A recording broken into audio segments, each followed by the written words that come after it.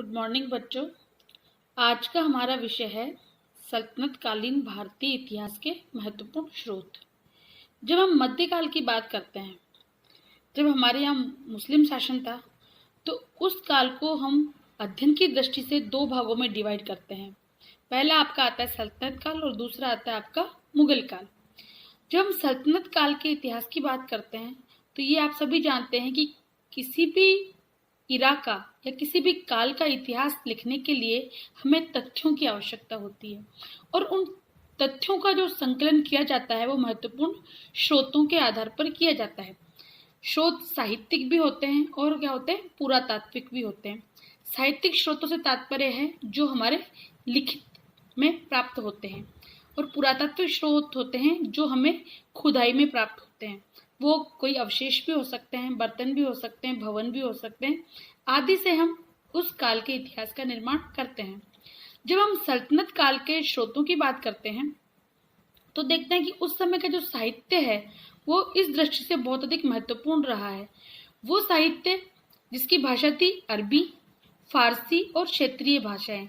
जिस जिस क्षेत्र में जो साहित्य लिखा गया, उस क्षेत्र की भाषाओं में भी अनेक किताबें लिखी गई। जो हमारे यहाँ जो विदेशी आए, जो तुर्क आए, जो अन्य जातियां आई, उन्होंने अरबी में और फारसी में अपने साहित्य का संकलन किया, और इनके द्वारा जो रचनाएं की गई वो हमें उस काल के बारे में महत्वपूर्ण सामाजिक, आर्थिक, राजनीतिक, सांस्कृतिक आदि जानकारी प्रदान करते हैं। जब हम उस काल के प्रमुख ग्रंथों की बात करते हैं, तो पहला नाम आता है आपका चचनामा। चचनामा तारीख हिंद या तारीख सिंध नाम से भी प्रसिद्ध है। मौलिक रूप से ये अरबी में लिखा गया, और उसके उपरांत मोहम्मद अली कूफी द्वारा इसे फारसी में अनुवाद किया गया। मोहम्मद बिन कासिम के आक्रमण के समय जो सिंध की स्थिति थी, उसका विवरण हमें चचनामा में मिलता है। अगला आपका आता है तारीख सिंध या तारीख मासूमी। इसकी रचना मीर मोहम्मद मासूम ने की। जो मीर मोहम्मद मासूम थे, उन्होंने मोहम्मद बिन कासिम से लेकर अकबर के काल तक जो सिंध का इतिहास रहा, उसकी रचना हमें किसमें मिलती है, तारीख सिंध में। इसकी रचना 1600 ईस्वी के आसपास की गई थी। इसके बाद आपका आता है तारीख यामिनी। तारीख यामिनी की रचना मोहम्मद अल उतबी ने की। ये इसमें सुबुक्तगीन से लेकर मोहम्मद गजनवी तक का इतिहास हमें प्राप्त होता है। अब हम बात करते हैं तारिक ए मसूदी की। मोहम्मद बिन हुसैन अल बहरी द्वारा ये रचित किया गया, और इसमें मोहम्मद गजनवी तथा मसूद तक का इतिहास हमें किसमें मिलता है, तारीख मसूदी में। इसके बाद अगला ग्रंथ आता है, वह है तारीख उल हिंद। इसके रचयिता अलबरूनी थे। जो अलबरूनी थे वो अरबी और फारसी के प्रखंड पंडित थे। गणित, चिकित्सा, दर्शन, धर्मशास्त्र आदि के भी वो पारंगत थे। उन्होंने भारत में रहकर हिंदू धर्म, दर्शन, संस्कृत का अध्ययन किया, और 2 संस्कृतों का अरबी में अनुवाद भी किया। उनका जो प्रमुख ग्रंथ है वो तारीख उल हिंद, ये मोहम्मद गजनवी के समय का इतिहास हमें प्रस्तुत करता है। अलबरूनी का 1038-39 में उनकी मृत्यु हो गई। लेकिन मोहम्मद गजनवी के समय की जो भारत की स्थिति कैसी थी, भारत की संरचना कैसी थी, वहाँ कौन कौन से राज्य राज कर रहे थे, कौन कौन से राजा थे, इन सब का विवरण हमें किसमें मिलता है, तारीख उल हिंद में। इसके बाद हम आगे बात करते हैं ताज उल मासिर की। ताज उल जो मासिर ग्रंथ है वो हसन निजामी द्वारा लिखा गया। इसमें मोहम्मद गौरी से लेकर इल्तुतमिश तक का वर्णन इसमें दिया गया है। अजमेर नगर का जो वैभव था उस काल में, इसका भी महत्वपूर्ण वर्णन इस ग्रंथ में किया गया है। इसके बाद अब हम बात करेंगे तबकाते नासिरी की। तबकाते नासिरी का लेखक जो था वो मिन्हालुस सिराज था। इसमें हमें सुल्तान इल्तुतमिश के राज्य से लेकर सुल्तान नसरुद्दीन तक के 15वें वर्ष तक के काल का विवरण हमें इसमें प्राप्त होता है, और ये बहुत ही महत्वपूर्ण ग्रंथ है। ये प्रमाणिक जानकारी हमें इसमें मिलती है। इसके बाद आता है आपका खजाइन उल फुतू। इस ग्रंथ को तारीख ए अलाई नाम से भी संबोधित किया जाता है। इसकी रचना अमीर खुसरो ने की। जलालुद्दीन खिलजी से लेकर मोहम्मद बिन तुगलक के शासनकाल में ये अमीर खुसरो रहे, अर्थात 1290 ईस्वी से 1325 ईस्वी तक के इतिहास का इन्होंने अपनी आंखों देखा इसमें वर्णन प्रस्तुत किया है।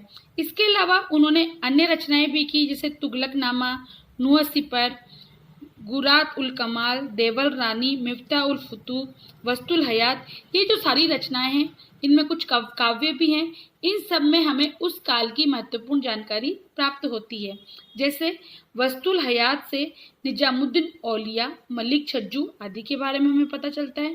इसी प्रकार गुरात उल कमाल में हमें निजामुद्दीन औलिया, कैकुबाद आदि के बारे में जानकारी मिलती है। इसके साथ ही जो देवल रानी जो ग्रंथ है, ये भी हमारे इतिहास की दृष्टि से बहुत अधिक महत्वपूर्ण है।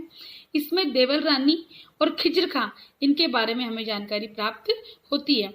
अतः हम देखते हैं कि जो अमीर खुसरो थे, उनकी रचनाओं में न केवल उस काल की राजनीतिक घटनाओं अपितु उस काल की सामाजिक, आर्थिक, सांस्कृतिक इतिहास के निर्माण में भी महत्वपूर्ण भूमिका रही है।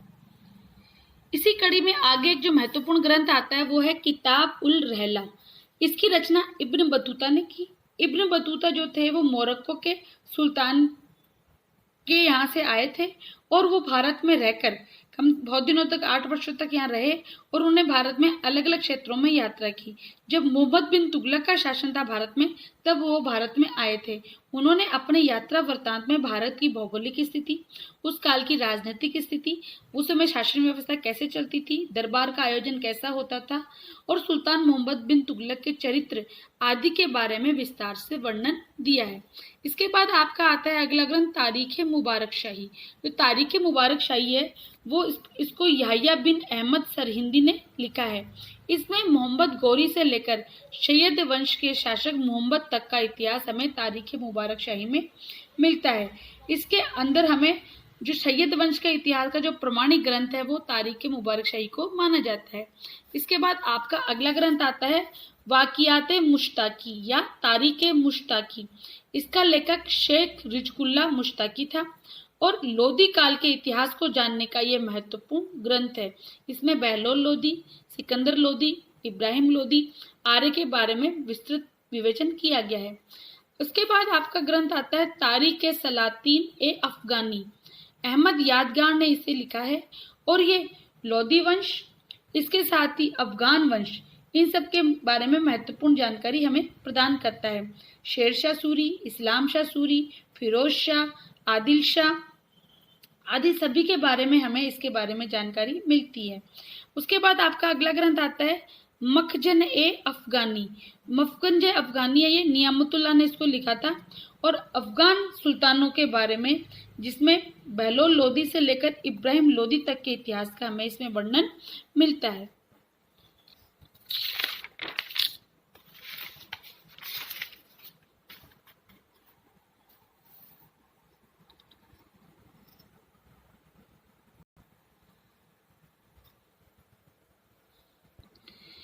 अतः हम कह सकते हैं कि सल्तनत काल में जितने भी ग्रंथ लिखे गए, चाहे वो फिरोज शाह तुगलक के शासनकाल के हों, चाहे वो मोहम्मद बिन तुगलक के शासनकाल के हों, या चाहे वो सिंध से संबंधित ग्रंथ हो, इन सब जो अरबी में मिले हैं हमें या फिर वो फारसी में अनुवादित हैं, इन सब ग्रंथों में उस काल की महत्वपूर्ण जानकारी प्राप्त होती है। सल्तनत काल में हमारा समाज कैसा था, उस काल की आर्थिक स्थिति कैसी थी, कृषि वाणिज्य का क्या चलता था, कौन सी चीजें आयात होती थी, कौन सी चीजें निर्यात होती, इन सब की जानकारी हमें इन ग्रंथों के आधार पर प्राप्त होती है। इसके अलावा किस शासक की कैसी नीति थी, कोई शासक धर्मांध था या किस शासक ने क्या क्या प्रयोग किए, इन सब की जानकारी भी हमें इन ग्रंथों से प्राप्त होती है। अतः हम कह सकते हैं कि जो सल्तनत काल के जितने भी साहित्यिक स्रोत हैं, चाहे वो हमारे यहाँ के जो उनके दरबारी इतिहासकार है उनके द्वारा लिखे गए हों, चाहे विदेश से इब्न बतूता की तरह जो लोग आए थे या अल बरूनी की तरह जो लोग आए थे उनके द्वारा लिखित हो, इन सब से हमें उस काल के इतिहास निर्धारण में बहुत अधिक महत्वपूर्ण भूमिका हमें प्रतीत होती है। और कहीं ना कहीं अगर ये ग्रंथ नहीं होते तो हमें उस काल का इतिहास लिखने में बहुत अधिक मुश्किल आती। अतः हम स्पष्ट रूप से कह सकते हैं कि सल्तनत काल के ऐतिहासिक अगर हम साधनों में देखें तो ऐतिहासिक स्रोतों में इन ग्रंथों का अपनी महत्वपूर्ण भूमिका है और इन ग्रंथों के आधार पर ही हम उस काल के जो इतिहास था उसमें तथ्यों का संकलन कर पाए और उन तथ्यों के संकलन के आधार पर हमने उनकी व्याख्या की, उनका तुलनात्मक अध्ययन करके एक प्रमाणिक इतिहास लिखने का कार्य किया। अब हम देखते हैं कि जो स्रोत होते हैं वो किसी भी इतिहास का आधार होते हैं। इसी आधार पर हम कह सकते हैं कि ये जो सल्तनत काल के जो स्रोत है वो भी बहुत अधिक महत्वपूर्ण भूमिका अदा करते हैं।